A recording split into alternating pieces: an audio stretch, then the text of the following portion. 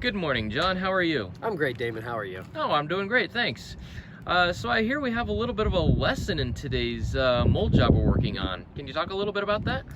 It's just check your furnace regularly.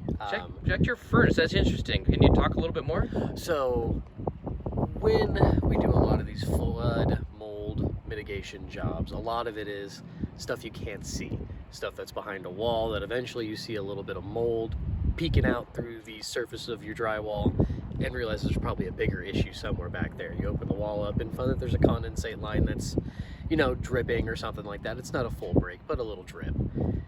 This furnace condensate line, however, was kind of right in the front of everything once you open it up, and the idea is that you should probably and want to check your furnace a little more often just to make sure there's not anything dripping or running down it. We can't prevent everything, but just double check. Well, that's really good advice. It's something that I imagine most homeowners don't even think about. Now, what kind of damage are we looking at here?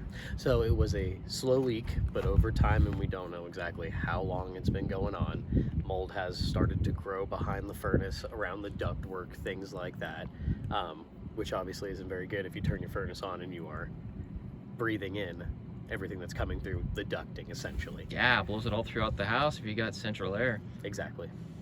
All right, so what are we going to be doing here to help them? Well, got the furnace removed. We're going to clean the ductwork out. We're going to get all the moldy drywall out of there, clean the stud work that is moldy behind that drywall, and then take out whatever underlayment and flooring needs to come out from the water that ran underneath it. So that sounds like a lot of demolition right along the ductwork there. How are we going to protect the rest of the home?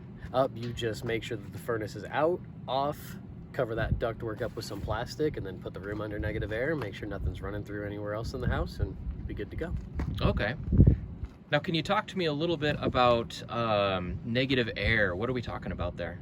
So we use air scrubbers. Essentially what you do is you run negative air pressure, you run the air scrubber into a different room. It is then taking air from inside your containment, cleaning it, and exhausting it out into the house. And the exhausted air is super clean air, runs through a HEPA filter and a charcoal filter that eliminates most of the smell. Okay, so basically turning that whole room inside a containment into a mild vacuum. Exactly. Okay, and so that'll keep the dirty air from escaping. Positive, Only yes. the clean air is escaping. Mm-hmm. Okay, fantastic.